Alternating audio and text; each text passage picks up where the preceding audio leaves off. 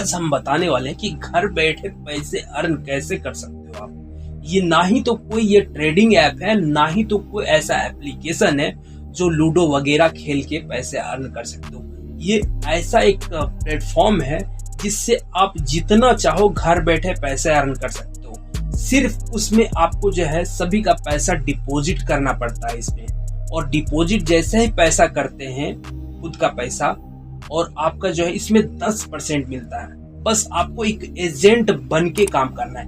ये वही लोग कर सकते हैं जिनका उम्र 18 साल से ऊपर है, और जिनका उम्र 18 साल से कम है वो ये काम नहीं कर सकते। तो इसको हम डिटेल से समझाएंगे। आप लोग सुने होंगे कोऑपरेटिव सोसाइटी के बारे में, तो अगर आप लोग नहीं जानते और जिन लोगों को पता भी है, जो लोग इसमें जुड़ के ह्यूमन कोऑपरेटिव सोसाइटी में जुड़ के काम कर रहे हैं, तो उन लोग को तो अच्छी तरीके से पता है, और जो लोग नहीं जुड़े हैं तो वो पहले कोऑपरेटिव सोसाइटी के बारे में जान। तो हम सुनते हैं खान सर क्या बता कर रहा है। सहकारी समिति, कोऑपरेटिव का मतलब क्या होता है? सहकारी। मान लीजिए कोई काम करना है तो सरकार की जिम्मेदारी वो काम करे। जैसे मान लीजिए नहर बनाना है, अब नहर बनाने के बाद उसको किस गांव में सप्लाई देना है, कैसे करना है, तो सरकार पगला जाती है। तो यहाँ कहा गया है कि सरकार कोशिश करेगी कि वो क्या बना दे, कोऑपरेटिव मतलब होता है गांव के ही 25-30 आदमी से ग्रुप बना के और काम सौंप दीजिए कि लो भैया तुम ही करो। उसे कहते हैं सहकारी। सह मतलब साथ में, कारी मतलब काम करने वाला, को मतलब एक साथ, ऑपरेटिव मतलब ऑपरेट करने वाला। गांव के लोग ही मिलकर किसी चीज को जब ऑपरेट करने लगते हैं तो उसे कहते हैं कोऑपरेटिव। उसमें सरकार केवल डिसीजन देती है कि हाँ ऐसे नहीं करो, ऐसे मत करो। यह अमूल दूध सुने हैं, कोऑपरेटिव है। सुधा डेयरी, सरकार का भी हिस्सेदारी। कोऑपरेटिव बैंक, उसमें 20 लोगों की कमेटी है, वही डिसीजन करते हैं। सरकार कहती नहीं ये गलत कर रहे हो, ये सही कर रहे हो, क्योंकि सरकार के पास ज्यादा अनुभव। तो 43 काफी इंपॉर्टेंट है, समझ आए कि नहीं? तो आपको पता चल गया कोऑपरेटिव सोसाइटी क्या होता है। अब हम जानते हैं कि भाई इससे लाभ कैसे होगा, इससे आप घर बैठे इनकम कैसे कर सकते हो। तो आपको करना कुछ नहीं है। अगर आप एक एजेंट बनना चाहते हो, अगर आप एक एजेंट बन के काम करना चाहते हो, मान चलिए 1000 या फिर 10,000 रुपया जमा टोटल हो गया सभी मिलाकर, तो आपको 1000 रुपये हर एक महीना आपको मिलेगा। 1000 रुपये करके हर महीना मिलेगा आपको पैसा। तो वो हर महीना आपके मोबाइल में शो हो। इनका मोबाइल में एप्लीकेशन होता है या फिर ह्यूमन का वेबसाइट भी है, उस वेबसाइट से भी लॉगिन पासवर्ड आप लोगों को मिल जाता है। तो उस वेबसाइट में आप चेक करते रहते हैं भाई आपका पे आउट कितना बना।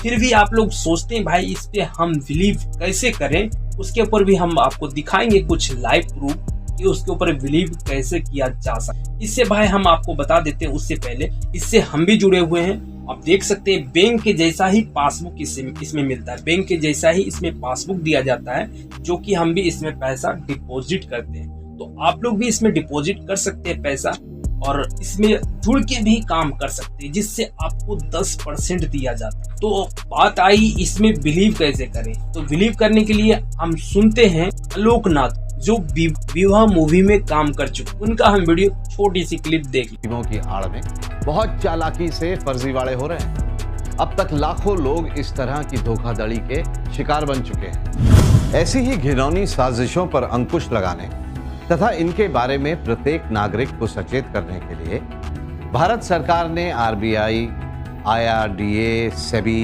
NHB, PFRDA, ROC, CRCS, राज्यों के home department, finance department, law department तथा पुलिस डिपार्टमेंट को संगठित करके एक कमेटी बनाई, SLCC यानी स्टेट लेवल कोऑर्डिनेशन कमेटी, जिसने बनाई है वेबसाइट सचेत। गूगल पर हाल ही में अपलोड की गई इस वेबसाइट पर आप कोऑपरेटिव सोसाइटीज के बारे में सभी जानकारियां हासिल कर सकते हैं। इस समय भारत में सरकारी नियमों तथा उप नियमों के अनुसार कुल मिलाकर लगभग 1200 कोऑपरेटिव सोसाइटीज रजिस्टर्ड हैं। आरबीआई द्वारा लॉन्च की गई वेबसाइट सचेत पर जारी की गई सूची के अनुसार केवल RBI, NBFCs, NHB, MCA, cooperative societies तथा मल्टी स्टेट कोऑपरेटिव सोसाइटीज सरकार द्वारा निर्धारित किए गए अलग अलग नियमों के मुताबिक खातेदारों से डिपॉजिट ले सकते हैं।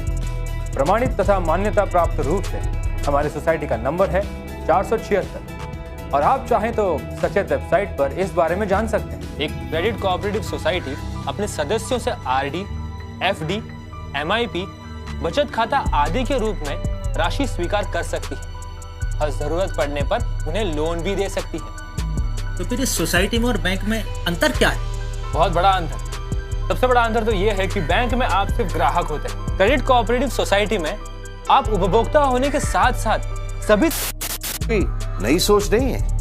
मिलजुल कर काम करने का ये तरीका दुनिया भर में एक बहुत ही कामयाब सिस्टम साबित हो चुका है। सहकारिता हमारी संस्कृति और हमारे संस्कारों में रची बसी है। मानव समाज में कोऑपरेशन का ये सिलसिला हजारों सालों से प्रचलित है। एक परिवार की तरह रहने और आपस में मिलजुल कर काम करने से कम समय में ज्यादा से ज्यादा तरक्की हो सकती है। सहकारिता हमारी आदत भी है और जरूरत भी। एक अकेली लकड़ी आसानी से टूट जाती है, लेकिन कई लकड़ियां एक साथ जुड़ जाएं तो उन्हें तोड़ पाना बहुत ही मुश्किल होता है। सहयोग की इसी ताकत के बल पर दुनिया के कई देशों की अर्थव्यवस्था काफी मजबूत हो चुकी है। हमारे देश के भी कई बड़े बड़े क्रांति दूतों ने बहुत सालों पहले सहयोग की ताकत को जान लिया था और इसे बढ़ावा देने के लिए लोगों को प्रोत्साहित भी किया था।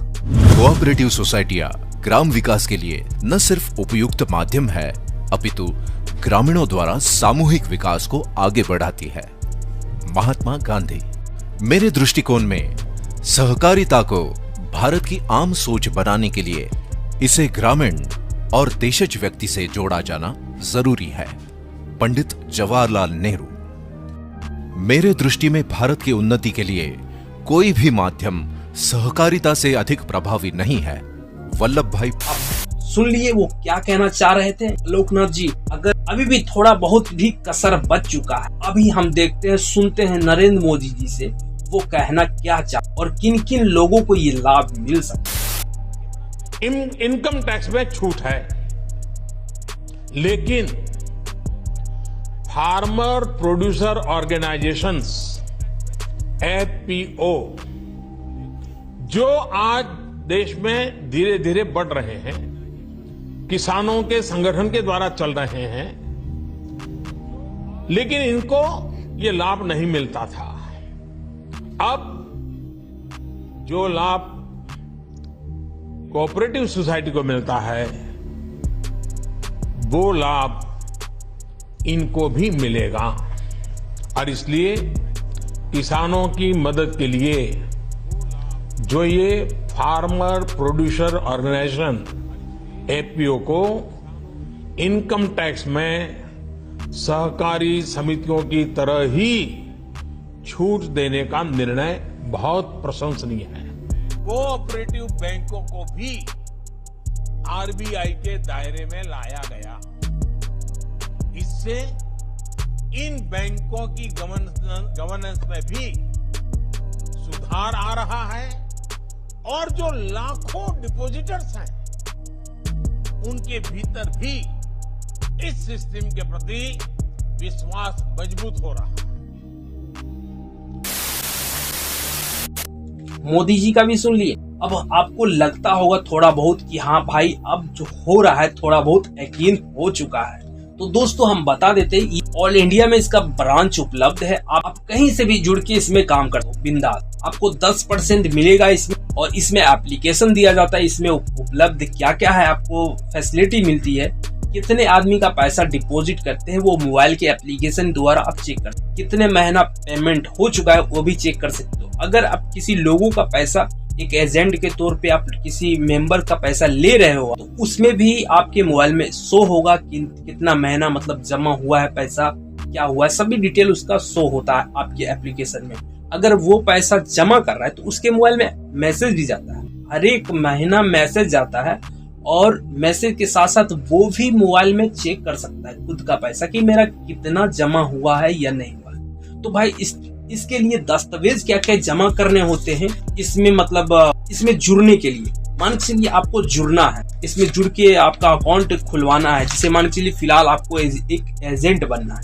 एजेंट बनने के लिए आपको 3 फोटो लगेंगे और एक पैन कार्ड का जिरोक्स, एक आधार कार्ड का जिरोक्स, ये चीज लगेगा और करीब 7-8 जगह आपका सिग्नेचर लगेगा और नॉमिनी का नाम लगेगा। माता पिता का तो नाम आधार कार्ड में होता ही है, माता का भी नाम लगता है, इसमें ऐसा होता है। और उसके बाद आपको एक पासबुक दिया जाएगा, जो कि आप जो एजेंट बनते हैं उनके पास ये पासबुक रखा जाता है। अगर हम किसी मेंबर को ये पासबुक दे, अगर भूल से वो फाड़ दिए या फिर पानी में घुल गया या फिर चूहा खा गया, ये कहीं से भी अगर कुछ हो जाता है इस पासबुक, तो वो क्या होता है, फिर हम जब 3 साल जितने साल का वो पॉलिसी किए हुए रहते हैं उतने साल के बाद वो क्या होता है, अगर ये पासबुक रिटर्न उनको नहीं दिए तो फिर पैसा लेने में थोड़ी सी तकलीफ ये होती है। जो ब्रांच वाले होते हैं जल्दी पेमेंट नहीं देते, क्योंकि इनका मेन ब्रांच जो है दिल्ली है और सागा से जुड़े हुए हैं ये कंपनी जिनका नाम है हुमन। तो ये चीज आप समझ गए होंगे दोस्तों कि मैं किसके बारे में बताया हूँ। कुछ लोगों को पता होगा, कुछ लोग इसमें पेमेंट भी जमा करते होंगे। तो आप लोग सोचते हैं भाई जुड़े कहाँ से, इसमें भाई जुड़ना है मुझे तो कैसे जुड़ेंगे, तो आपको जुड़ना कहाँ है, तो इस हेल्पलाइन नंबर से आप कांटेक्ट कर सकते हैं। आपको स्क्रीन पे शो होता होगा, अपने ब्रांच आपके इलाके में मिल जाएगा। इस नंबर पे कांटेक्ट करके आप जानकारी ले सकते हो आपके इलाके में, आपके एरिया में ब्रांच उपलब्ध है भी या नहीं उपलब्ध, तो यहाँ जाके कांटेक्ट कर सकते हो। अगर आपको हमसे जुड़ना है तो भाई मुझे कमेंट करके बताना कि भाई मुझे आपसे ही जुड़ना है, तो भाई मैं आपको जुड़ा दूंगा, ठीक है। तो फिर हम बता देते हैं एजेंट का चार्जेस जो होता है वो सिर्फ 500 रुपये फीस है, 500 रुपये लगता है। एजेंट जो बनते हैं उसका 500 रुपये फीस है। बाकी जो भी है, बाकी मुझे कॉल कर लेना, बाकी फुल जानकारी चाहिए, बाकी कस्टमर केयर हेल्पलाइन नंबर से भाई बात कर सकते। अगर भाई आप लोग को ये वीडियो अच्छी लगी तो जरूर मुझे कमेंट करके बताना। तो मिलते हैं दोस्तों नेक्स्ट वीडियो में।